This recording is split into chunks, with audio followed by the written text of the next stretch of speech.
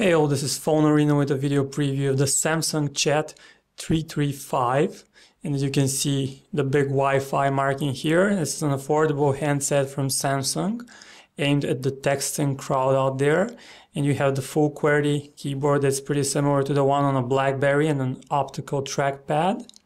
Overall, it's a very affordable handset, and let's take a look at the design of it. The first thing that you notice about this phone is the 2.4-inch TFT screen, which doesn't register touch, so it's your standard screen with 256,000 colors, and it's kind of on the small side, but that's what you get for an affordable handset. You also have the optical trackpad, which we found pretty convenient to use, and of course the very BlackBerry-like full QWERTY portrait keyboard. Very convenient to use. The keys are somewhat on the small side, but except for that, should be pretty convenient to use. On the bottom you have a mic, then on the side you have the volume rocker. On the back you have a nice dotted pattern on the back, which makes the device easy to hold, and you have a 2-megapixel camera and a speaker phone, while on top you have a 3.5mm headset jack, and then you have the micro USB port, which is protected by a lid for charging the device. The Samsung Chat is by no means a smartphone. It's a dumb phone. It has a proprietary interface by Samsung, and that's the home screen. Unfortunately, you don't have a dedicated lock key, so you have to use the SIM key on the QWERTY keyboard to lock and unlock the home screen, which is kind of inconvenient. And as you can see, you have support for some social networks like Facebook and Twitter right on the home screen. You have also quick access to Google and your music app, and you also have shortcuts to the messaging applications. As you can see, the phone supports Wi-Fi, and we're also connected on Edge, and it doesn't support 3G networks, unfortunately. That's how the main menu looks like. And let's access the contacts application, and it's pretty standard. You have your contacts with some information about them, and you can group them in different groups like family, friends. You also can put the favorites, which you can later view on the home screen through My Buddies app, through the My Buddies app.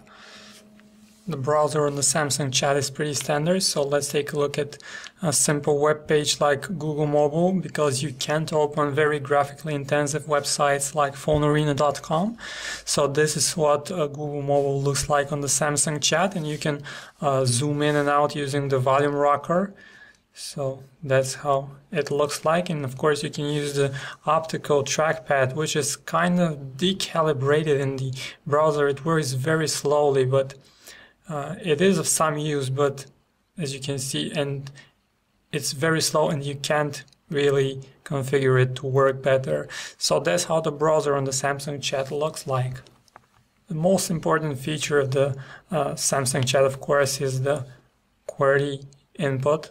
So let's try to type in something really simple, and that's how. It's pretty fast, pretty straightforward. The keys are like on a BlackBerry, although they're much smaller, and for someone with larger hands, this might be a problem, but otherwise the keyboard is pretty convenient. The music app on this phone is also pretty standard. You can check out the tracks and playlists. So let's go to the tracks, and if you play, that's how it sounds at maximum volume.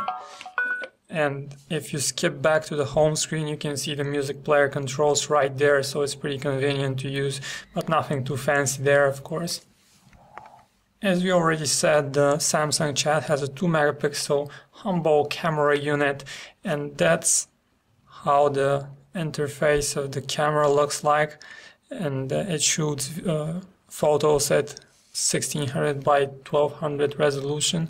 You have a couple of options, like you can set the brightness, the timer, some white balance options, as well as some effects.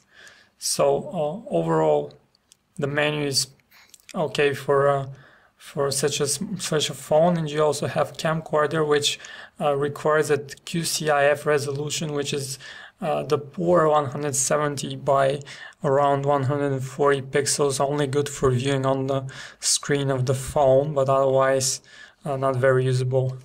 And this is how the media gallery on the phone looks like. So skipping between photos should be pretty easy, and you can easily fit them to the whole screen. And using the optical trackpad, skipping is pretty easy without any lag. So we're pretty happy with the photo gallery on the phone.